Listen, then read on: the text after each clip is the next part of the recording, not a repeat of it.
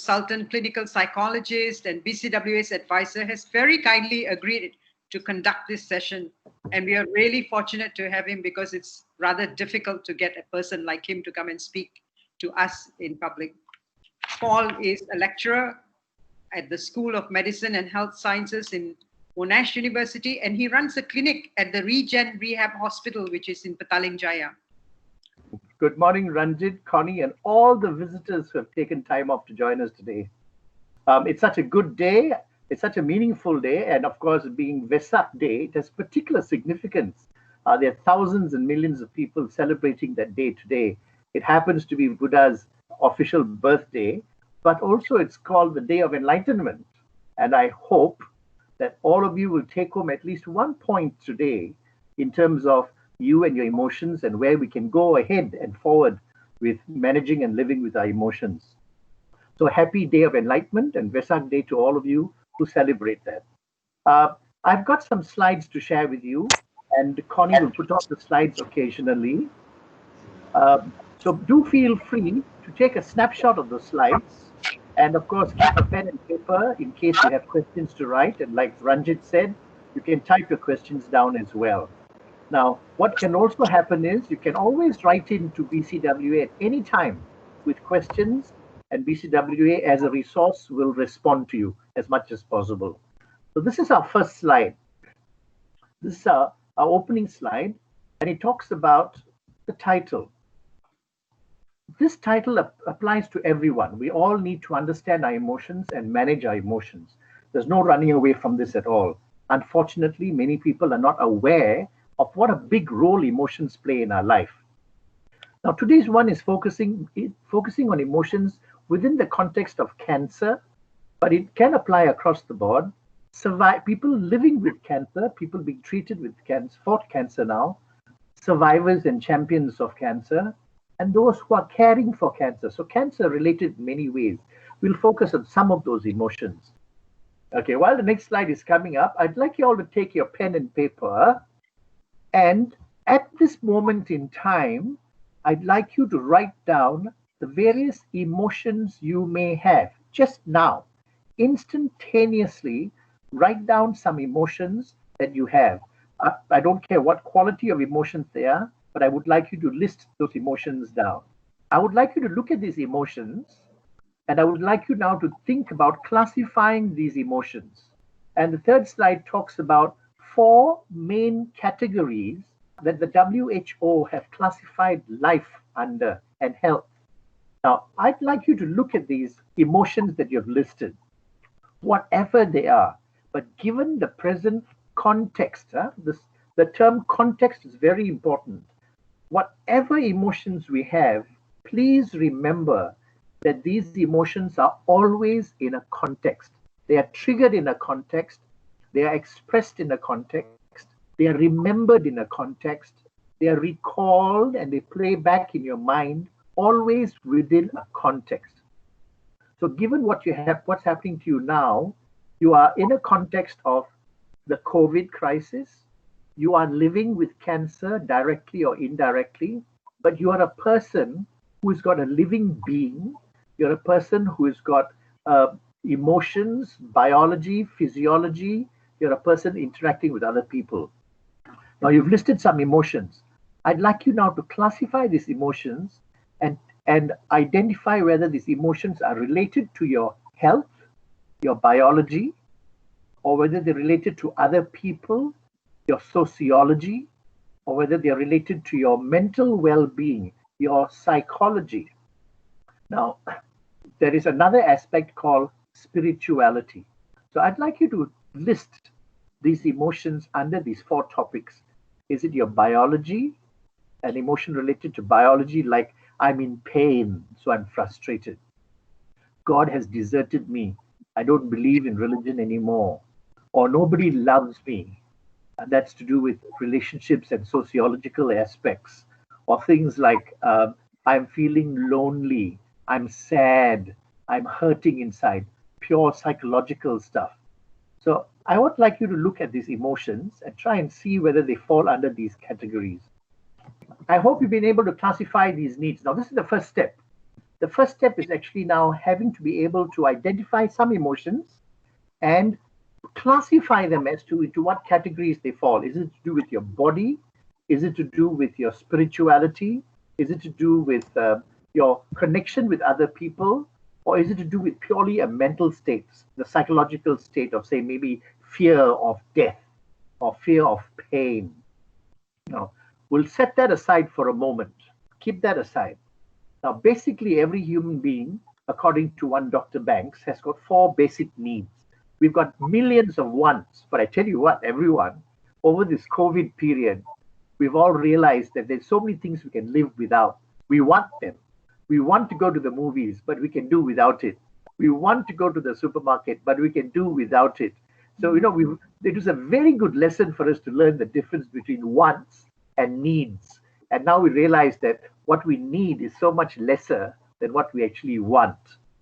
Now, Dr. Banks suggested in our lives throughout, we have four basic wants. Now, we'll accept what he has to say for now. But the first want, of course, is there's a need. I really want to live, okay? Don't ever take that away from me. You try and take away the need to live, and I'm going to come after you, and I'll take away your life because my life is at stake. Then we have, who do you think you're talking to? I need some sense of importance.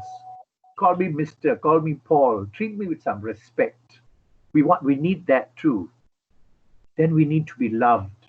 And sometimes more than needing to be loved, we need to love, and for people to know that we are capable of loving and being loved. And you won't believe the last one, which is what a lot of people suffered from during the COVID thing. Variety. Not enough variety. And so we have so many channels, so many colors, so many perfumes. But you know what? When push comes to shove, we can do with very little, and we have the bare necessities to live with. Write down current context emotions. You've got these new 5 areas that I've given you. The need to live, the need for importance, the need for love, the need for variety, and your spiritual needs. Now, you have written the emotions down earlier in terms of biology, physiology, sociology, and spirituality. Now I want you to write down the kinds of emotions you need under these categories. What are the emotions you feel in terms of life and the need to live? Are you able to do that? Are you able to write down the emotions related to a sense of importance? I'll give you an example. Pride, respect. That's one example. Love, loneliness, caring. Now, I would like you to look at your emotions. Now, this is a very important exercise. If you are to start dealing with managing emotions, you cannot manage emotions if you don't know what emotions you have. Fundamental issue. If you don't know the emotions you have, you can't manage it. If you don't know the fear, the kind of fear you have, you can't manage fear. If you don't know the kind of dog or pet or threat you have, you can't manage that dog or threat. So if you want to manage emotions, you better start understanding what emotions you're talking about and under what kind of category they fall under. So please, this is a workshop style thing. So start writing it. We'll only give you a couple of seconds to do that because you need to do this in your own time. We're not going to achieve it in a short session like this. So I hope you're taking at least a few seconds to do that. Think about it. My need to live. What emotions are involved now as a cancer person, as a person who has survived cancer, who has been diagnosed with cancer? I'm undergoing chemotherapy. My family is living with me knowing I have cancer. They are caring for me. I'm caring for someone with cancer. I still need to live. Like someone mentioned earlier during the chit chat before we started, I still need to work. Now, where does that work come under? The desire to work. Is it live? Sense of importance? Maybe both. Is it love? Is it variety? Maybe work buys you variety. But please understand your emotion. Where does it fit?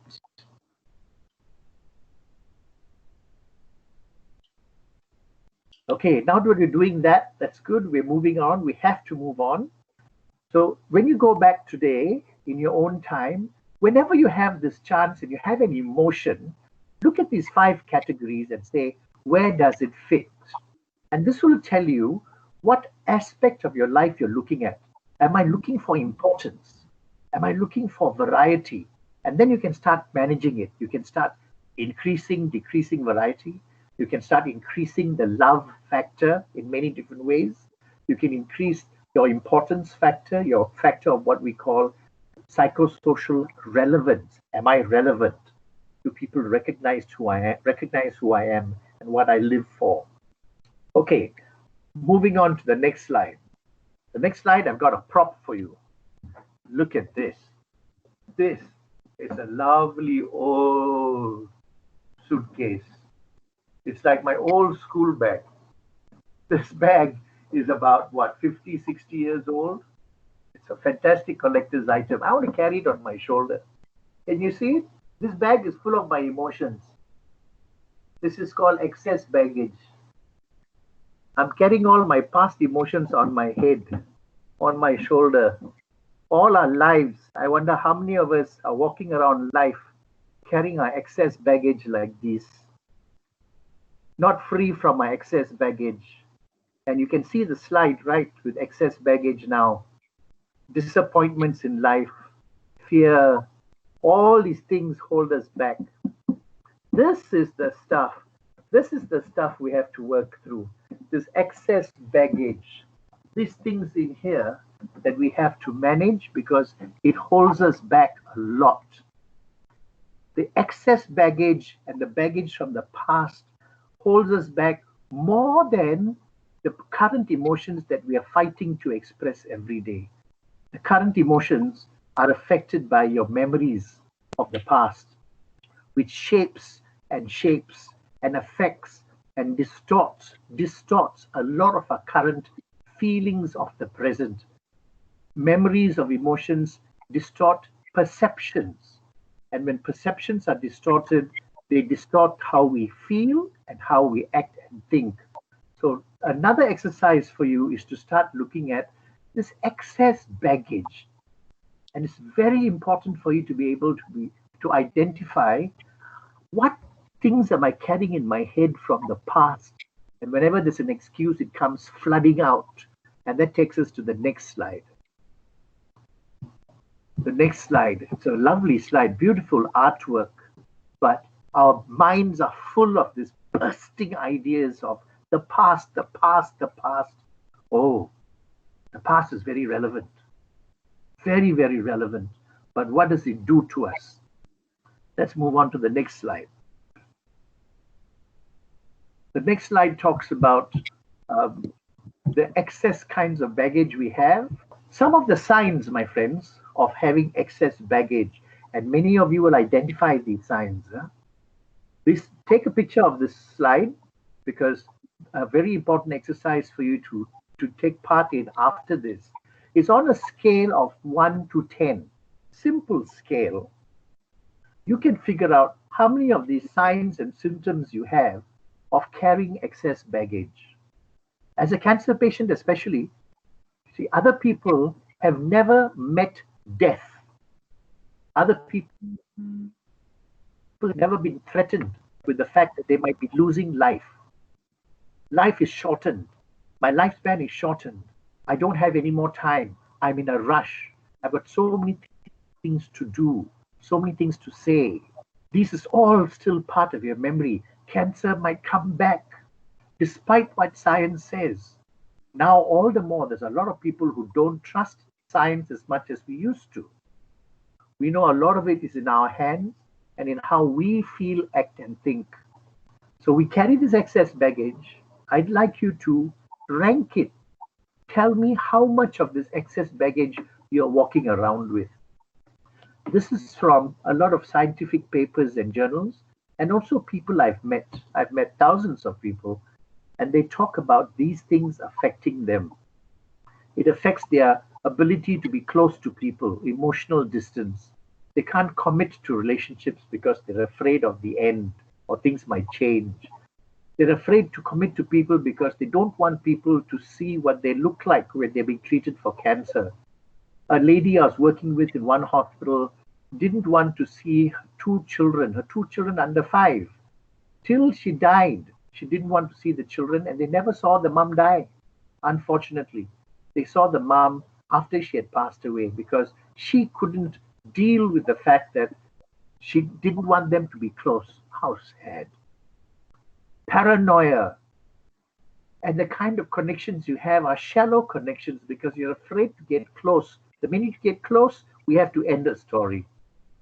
Blaming and projecting, comparing. Your family is dysfunctional. Your relationships are dysfunctional. You're full of fear. You regret a lot of the past. There is blame. Who do I blame for this? There's anger. You're negative, and you've become an inner critic. You criticize yourself too much. You blame yourself for stuff. You second guess yourself. You undermine yourself. Now, these are excess baggages, things you don't need to carry with you along the way. So I'd like you now, if you want to manage your emotions, you've got to figure out whether you're carrying this excess baggage. This is in the past, you know. And if this is going to weigh you down, it's going to affect the kind of travel you have. Imagine going on a flight. Your whole flight is going to be ruined. Your whole holiday is going to be ruined.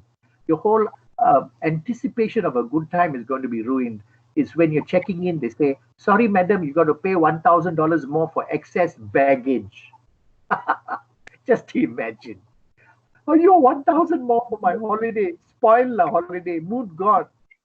That's what's happening to us. We are checking in every morning when we wake up. We're checking in for a journey in life, a positive journey, full of positive potential. And then you realize, alamak, I got excess baggage. I'm still dragging that with me. It's got to pay its price along this journey.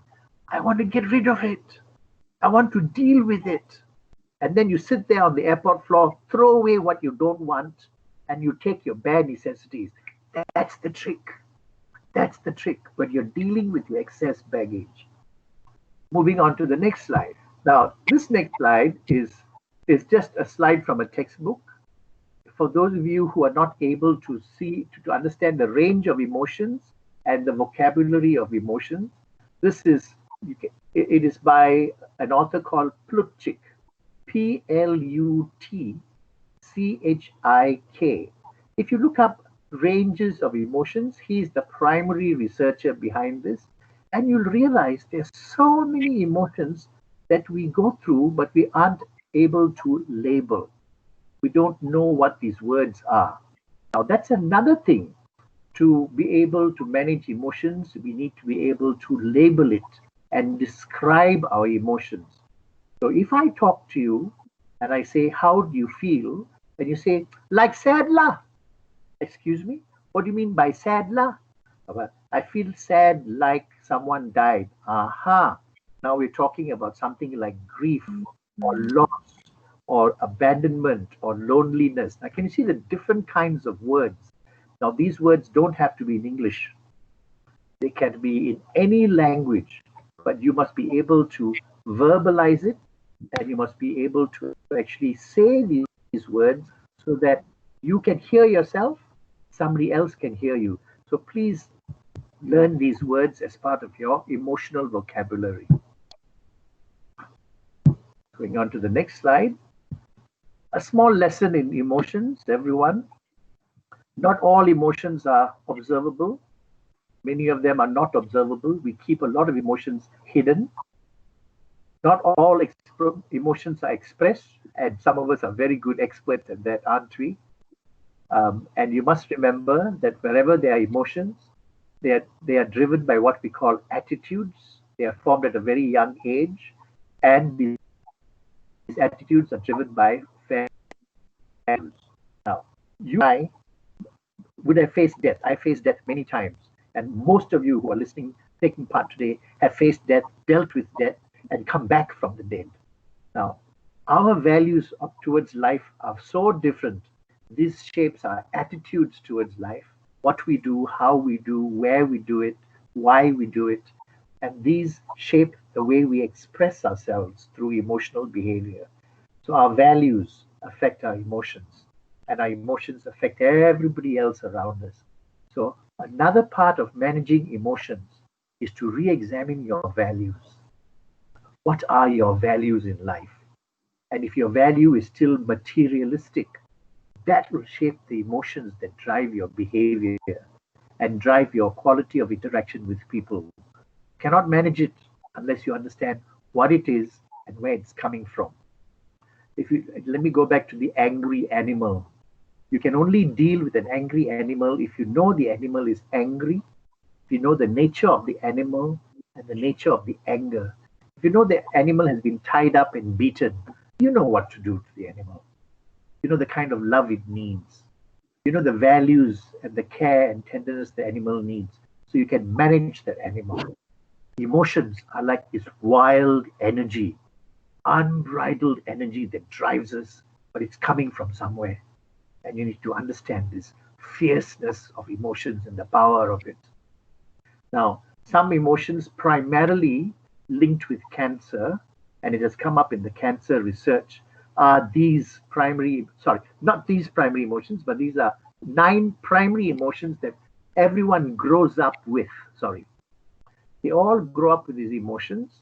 And what happens is these emotions take different branches and develop into all kinds of secondary emotions and a variety of emotions, like happy to very happy to just happy, or sadness to grief and sorrow. So we have a range of emotions. So be aware that when you say happy, it doesn't mean just I'm happy. There is a range. And so when Ranjit says she's happy and I say I'm happy, it doesn't mean we're both on the same scale and same number. So that affects our perception and expectation of one another too. I thought you said you're happy, but why are you complaining now? Aha, because her happy was 2 upon 10. My happiness is 9 upon 20. Different scale, different perception of the world, different history, and different baggage as well. Now, the last sentence tells you why emotions are important. That's an academic issue. Going on to the next slide. Something to do with how you and I survive every day. This is from the Cancer Council of New South Wales. They want us, whenever we talk about emotions, it is pertinent that we always put ourselves into the context. Now, are you a cancer patient right now? When were you diagnosed? What kind of cancer? What kind of prognosis? What kind of treatment?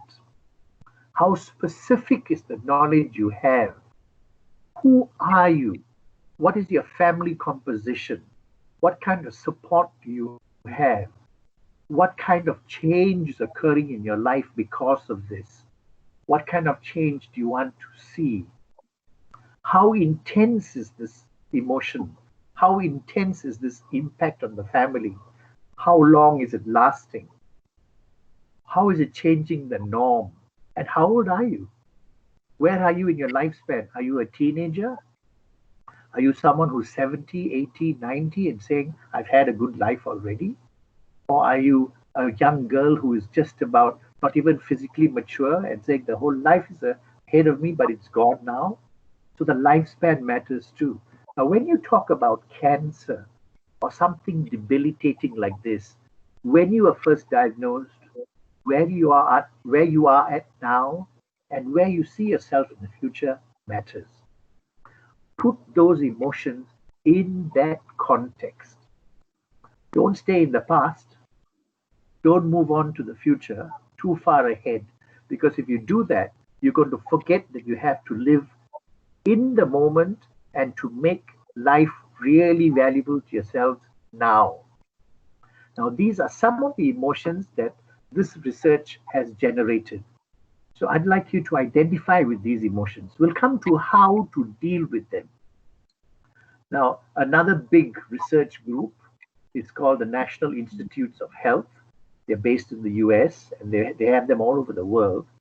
They have also talked about other kinds of emotions like being overwhelmed, going through denial. You've been through it. I've been through it. Anger, fear. I'm going through a certain stage of illnesses in my life at the moment. There's no big secret. But I've got a whole bunch of these emotions going through, given my context as well. And just like everybody else, I'm no different from anybody else. I have to deal with these emotions if I want to move on. If not, I'll be stuck in the mud and I'll start sinking with my heavy weight of baggage. Moving on to the next one. This is where you come in, my dear friends. We're reaching just beyond halfway point. This is where you come in and what you need to do to start working out your emotions. A lot of it is to do with this wonderful technique called mindfulness, to in the present and be aware of the emotions you have right now. Think of the emotions you have right now and what and how you feel now. Forget your baggage unless you want to focus on baggage, but think about what you feel right now. In the last 24 hours, I would like you, having been exposed to a lot more ideas of what emotions are, I'd like you to rank your emotions and see how powerful each one is. I'd like you to look at your emotions. Now, you see, I keep saying I'd like you to do it. Well, it's easier said than done, I know. But the best is if you can do this with a friend together, or with someone who's professional, or someone who's just wiser and more objective. But the fact is, you have to do it.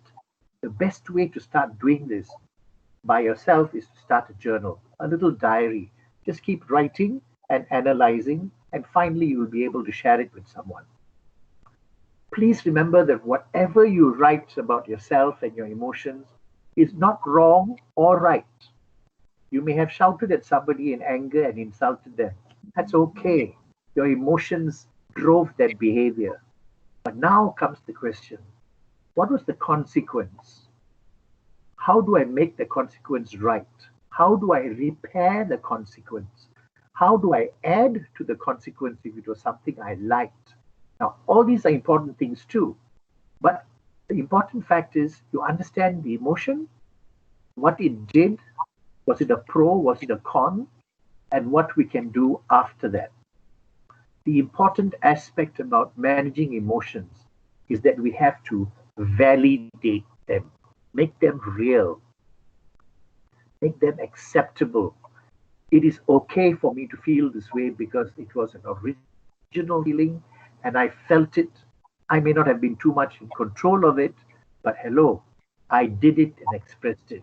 So here we go. Let's work on it now. Don't be in a rush. Don't deal with 5 and 10 emotions at a go. Deal with one. And how to choose that one? Look at this list of priorities that you worked out in point 2 and say, I want to work with this person at this time, where and how, and I want to learn from this. Be specific about it. Moving on. Like I said, develop an emotional vocabulary. Hey guys, the easiest way to do this is you don't have to go for a tutorial. The easiest way is to go into the internet and look up list of emotions. That's all you need to do. And on that same website, open a different tab and pick up dictionary.com. And for every emotion you don't understand, pick up dictionary.com and learn that word. That's all you have to do. That's what I did with my daughters. To develop the emotional vocabulary, we used a lot of emotion at home. We talked about it and we used the dictionary. There was no computer at the time at home. And we learned different emotions and they became emotionally sound in terms of their vocabulary. Another way to move forward is when you have an emotion, get active. Now, I tell you why it's important. Not just physical exercise, not just Muay Thai and beat up some dummy. No. Get physically active because your physiology affects the brain, the endocrine system, the nervous system, the circulatory system, and all of these things have an effect on hormones and how your mind works. So get physically active. Many people sit quietly and docilely, and things go wrong because there's not enough physical activity. So that is medically a recommended thing. Get physical, active, cook something, do some gardening, go up and down the stairs, mop the floor, go for a walk or a run, do something. Just don't slap anybody or go wrestling, okay? There's a different emotions with different consequences. Perhaps another thing is to ask people. Now, the word ask is, for me, it stands for your attitude, your skills, and your knowledge. Build on that by reaching out to people and say, hey, I want to build on my attitude, skills, and knowledge. You're reaching out for help. It's or get involved in something like altruism. Go and volunteer at a charity. Of course, now it's difficult, but get active, get involved with people. Use the world around you as a reflection of mirrors. See yourself in context of other people as well. Now, many people suggest that this is not the best of ideas, but latest research in psychology suggests that, hello, you should try and figure out how things could be worse. It does put things in perspective. It does help you realize that I'm not in a position as bad as I thought it could be. It could be worse. And things can really be bad if only you realize where you are now and how you could actually see things from this point of view. It's not like looking up a mountain and saying, oh my goodness, there's so far more to go. It's sometimes like looking down and saying, oh, I've come so far. That's what we always tell you to do. But sometimes, for those who are highly motivated, looking up and saying, there's so much more to do. This is how I'm going to do it, step by step, because you realize the reality of it. So it's good to think about how things could be worse. I am in a position where I'm looking at how my body could be worse and how I can prevent it. So I'm looking at it from a positive point of view. Using opposite emotions is a very interesting technique. If you're sad, try and use deliberately some positive emotions, such as, how can I try to be happy? Even if I have to try and smile and force myself to smile or to laugh at a joke, try it. Because it does trigger some physiology and it reminds the mind active to me. Setting aside thoughts, it's called totally wiping aside thoughts and saying, I'm not going to think of this for a few minutes, not at all. And you know what? I've helped some people set a timer on their handphones that actually says, for 30 seconds, I won't think of this. And for 30 seconds, I'll put my hand in cold ice water and I'll just think of the ice water. And it takes the mind off the feeling of feeling sad or angry for a little while. And the mind actually rests. Something as simple as that. Learning to set aside your thoughts and activity is very good for the mind. It gives it time to think about other things as well. Energize your thinking. Don't just be distracted by a TV movie or lost in discussion with someone. Energize it by saying, I want to actively think about it, like we're doing today. I want to do something about it. So apart from keeping your hand in ice for a little while, that's good. But also sit down and do some homework. That's good too. Look for powerful physical sensations. How often have you gone, wake up, wake up? You know, you kind of pinch yourself a little bit, you rub your hair, you have a nice cold shower, you actually invigorate yourself. It's called multisensorial stimulation. Do that too. Our bodies are sets of nerves that are all connected, and the mind is always bringing information from this and making sense of things. That's what keeps us alive. And don't forget to pamper yourself too. Please soothe yourself multisensorially as well. Try perfume, try good food, try a massage, try your own little acupressure massages. Do anything to make yourself feel good. What we call this is an emergency emotional kit, a standard operating procedure where If you feel lousy or down, you just go to your first aid kit, your emotional kit, and say, I want some nice perfume. I say, that's nice. I think I'll order in a nice food, or I think I'll go for a walk, or I'll call a friend. You've got this emergency kit, a standard operating procedure. Develop one. These are ways of managing your emotional status. An important thing is, if you call me because as when you're having a cancer-related fear of death, calling someone who's had a fractured bone may not be that simple and easy enough for you. So your emotional kit might want to talk to someone who's a cancer champion, or someone who's just started on chemotherapy, or someone who's just got waiting for news on a biopsy. Now, these people will be more relevant to you in terms of connecting with your kind of emotion and fears as well. So have this toolkit. Moving on. The next slide is similar. It's just a simple breakdown. I'm not going to go through it. These I got from people who I have worked with, similar to the previous slide, but these are clients, patients of cancer, survivors of cancer, and people who work with cancer. Now they've added to this list of points, and they've given us these things to think about in terms of how they have coped in their life, and they're still coping. But I like the little quotation under the title. I complained I didn't have shoes till I met a man with no feet. When we were planning this with BCWA, we were sharing notes as the organizers, and we realized that all of us have got a slipper missing, a shoe missing. One or two of us are going through other challenges in our lives with one foot nearly being amputated, kind of, not in reality, metaphorically. We've got so much on our plates, but we all realize that we are so blessed as well. And yes, we have problems. You have problems. We all have problems, and we're still moving forward. Now, isn't that something really amazing? But there are people out there with no feet, and they are moving too. I wonder how. I'd love to meet them because they have some secret, some drive that I want to tap into. Check this picture out. Picture of two sinking ships.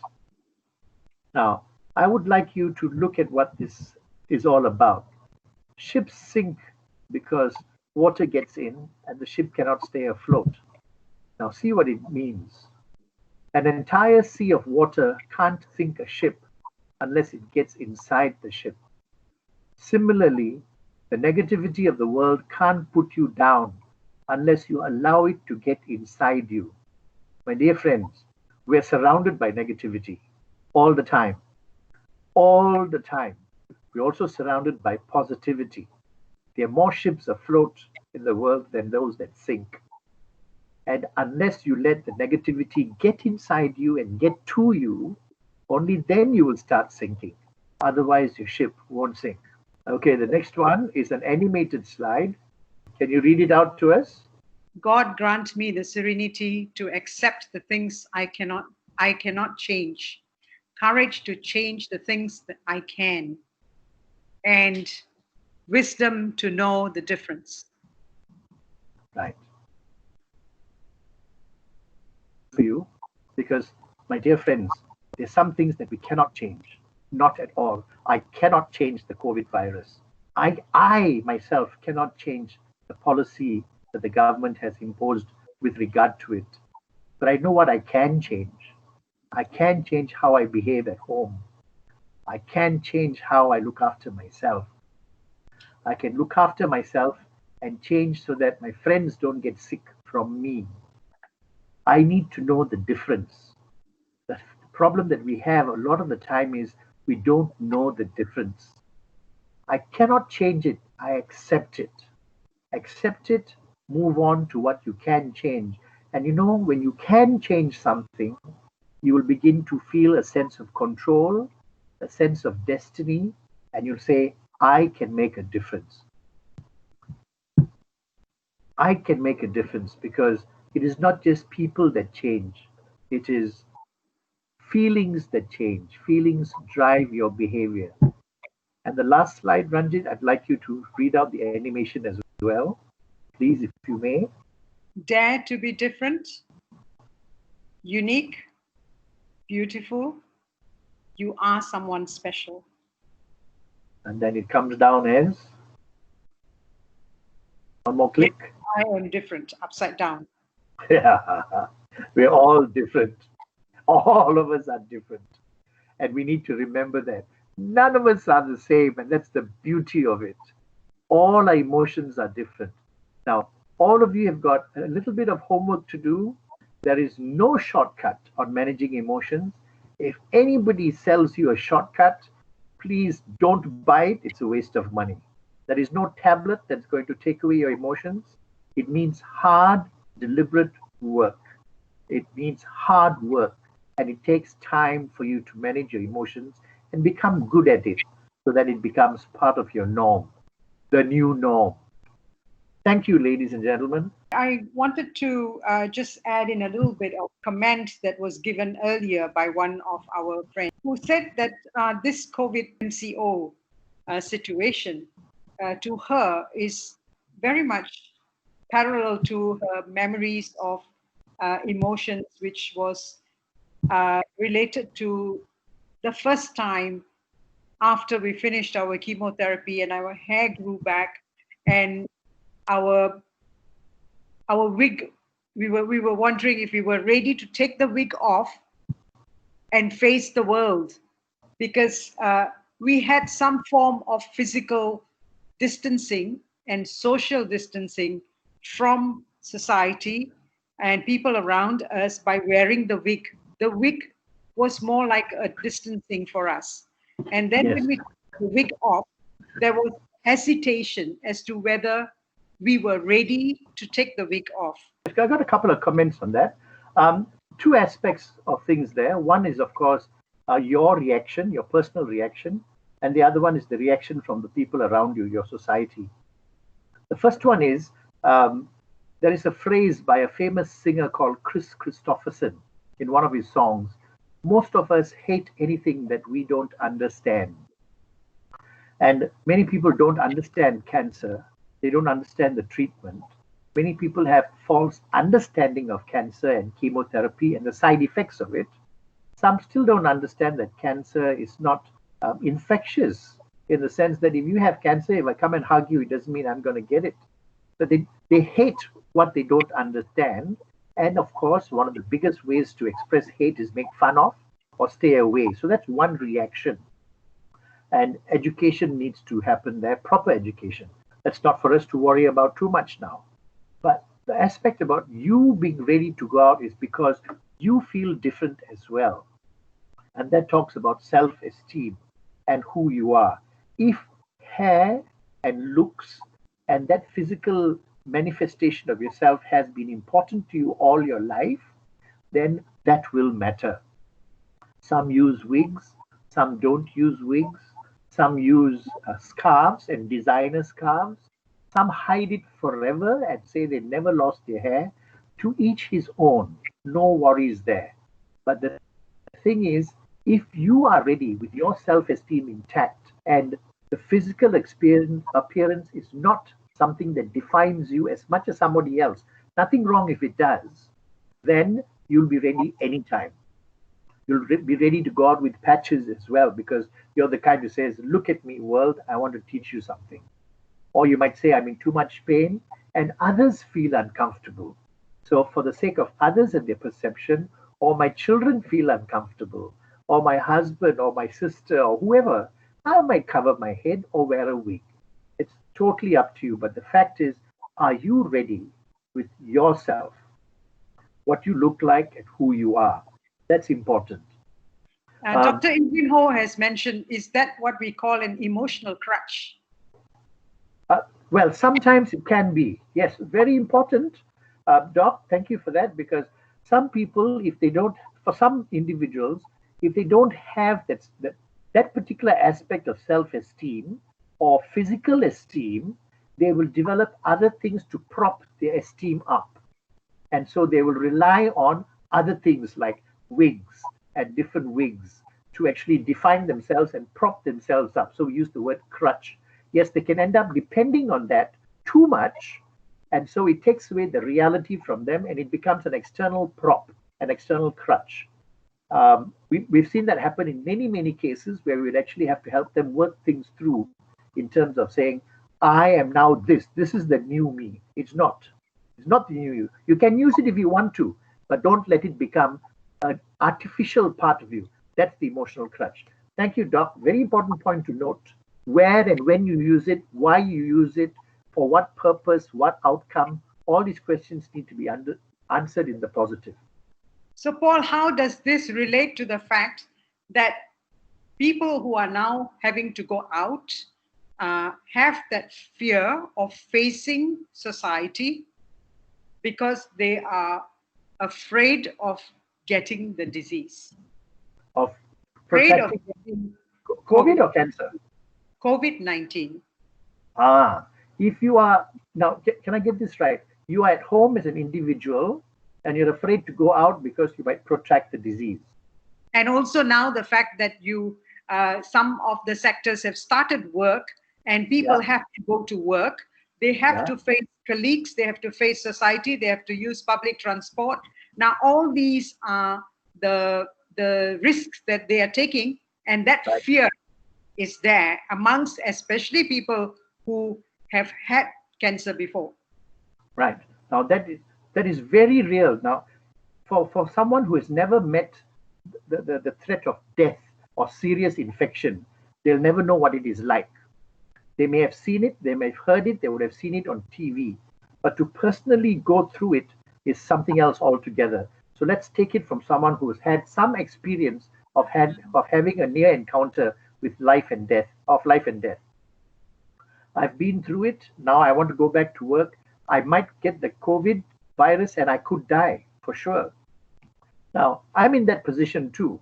My immune system is very compromised because of medication and I need to go back to work. But how do I overcome it? I've got several hurdles myself. One is my own fears. Two, my own body. Three, the fears of my children and family, which can be the biggest problem for me, which is the biggest problem for me at the moment. All of which, the primary step is education. Do I have the right information with regard to my understanding of the COVID virus? I must get as much information as possible, fake or otherwise. I need to filter it myself. I'm not going to listen to people without credibility. So I will do my own research, talk to the right people, and find out what I can about getting the COVID virus and how I can stay away from it. That's one thing. I must be educated.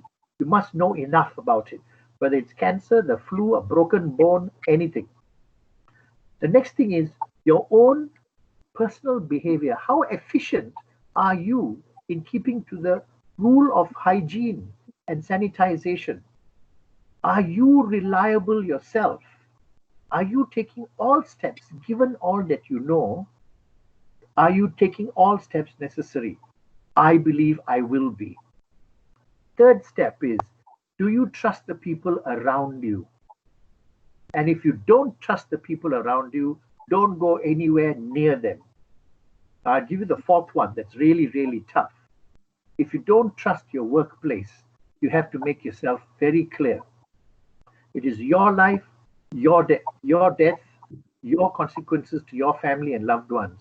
If after going through all of this, don't tell me you have no choice but to go and die at work. No, that's silly. You have a choice.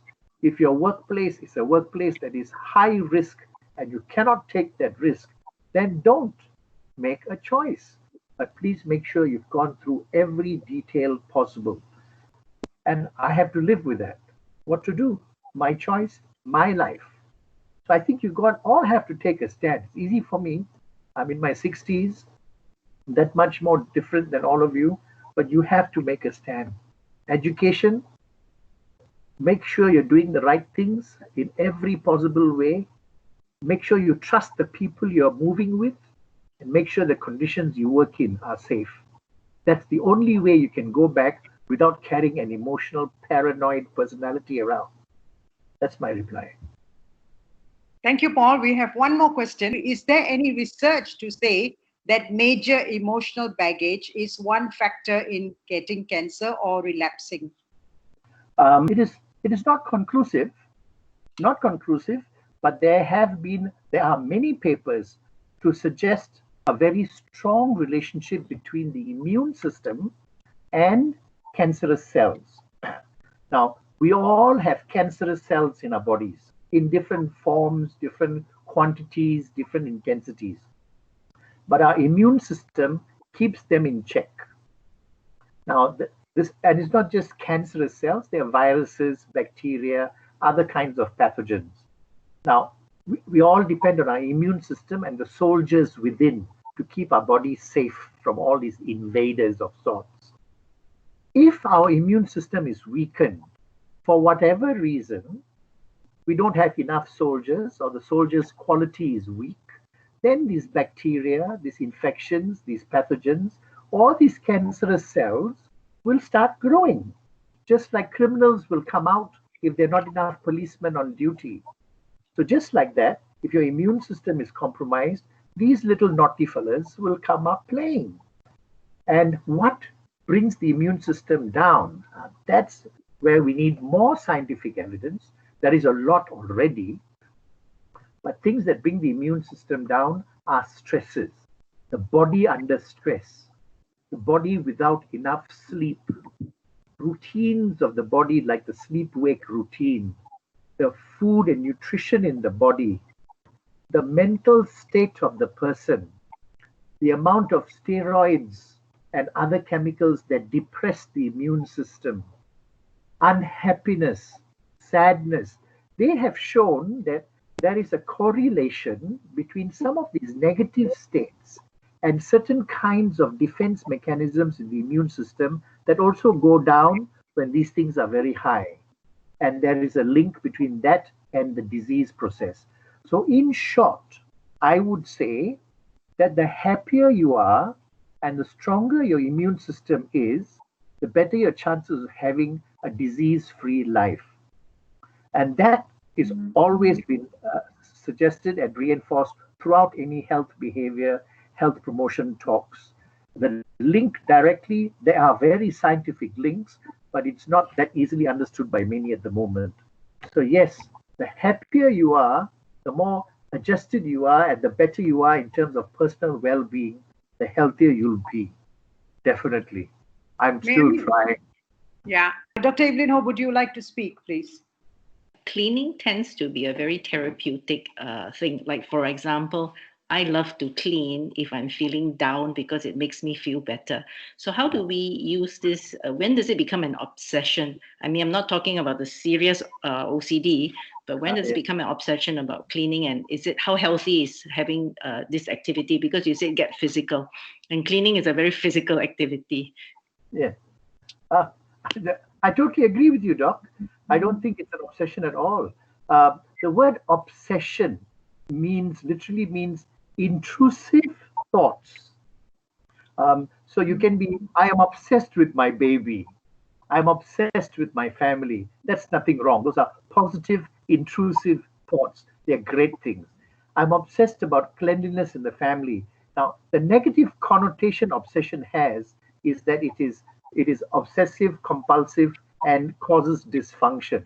That's the connotation people have. The word obsession means that. People are obsessed about pop fans and movies and music. That's all brilliant obsessions. Obsession with cleaning is great, but if you're going to be cleaning and cleaning and cleaning a certain thing all the time, and it begins to take over other forms of priority activities, that obsession is now becoming intrusive upon normal daily living.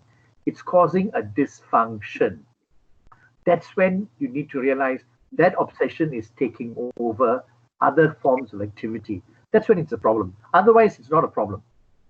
Never are we against obsessive, compulsive behavior. We would like surgeons to be slightly obsessive, compulsive. We would like pilots to be obsessive, compulsive. Top chefs are obsessive, compulsive. Parents with newborn babies are obsessive, compulsive. Oh, check everything.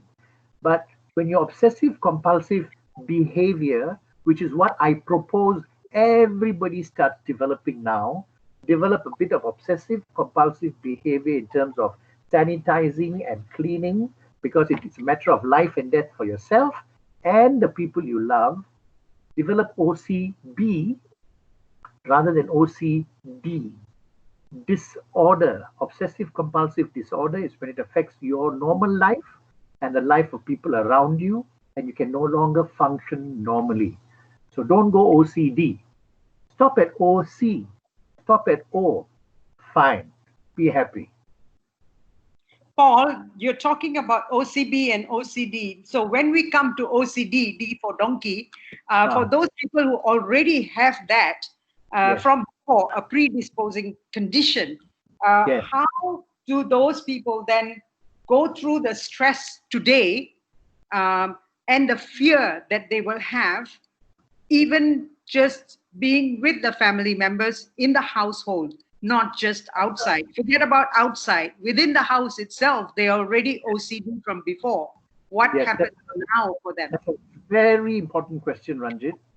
Very, very important question, because given the fact that we had lockdown and movement control disorder, it is not just OCD issues, but people with many other kinds of problems like anxiety related problems, fears and phobias, and even things like domestic violence and all of this, and OCD for donkey. We are caught in a situation where this anxiety is now magnified and pressurized. And I'm afraid there are many people whose problems have either become worse and have got really terrible to manage at home because that OCD has taken over, given this fear of hygiene and infection and death, that anxiety has been fueled, rightfully, it has been fueled, and that anxiety has not been managed. So for those of you who have had a problem, diagnosable or borderline, and now are really suffering the consequences of it being some kind of dysfunctional and interfering kind of behavior at home or now in the workplace, please seek professional counsel, because if it has gone past the threshold of you being able to manage it, it is probably already affecting other systems in the body, and you need assistance to control it. When you have a problem that causes dysfunction of this nature, it will inevitably affect your life, other aspects of your life, and other people who live with you. And we must try and minimize that to keep things functional. So if you are aware of the fact that you're having this problem and it has increased, please do something about it as soon as you can. It must be attended to, because anxiety can become very big in its ugliness, and you won't be able to deal with it objectively. Thank you, Paul. Be careful when you decided that you need to boost your immune system. There are all kinds of traders and petty traders in town, all out for a quick buck in terms of how to boost your immune system. They come up with all kinds of ways, guys. One of the safest ways to boost your immune system is psychologically safe and sound. There's so many little books you can read, so many scientific stuff you can think about in terms of how to boost your immune system. Physiological consequence, happiness factor, positive thinking, mindfulness, relaxation, exercise, sleep-wake routine, all of these things you can engage in to a very good extent, and they will help with any disease process in the general way. However, in your zest to get your immune system boosted so you can fight cancer that is a result of maybe genetic mutation or whatever else, be very careful what you put into your system. Please consult your doctors. There are both natural stuff, there is organic stuff, there is chemical stuff. Please be educated enough, but the bottom line is consult your oncologist. Each body is different, and all the products preach a different story. So be careful then. Be very, very careful.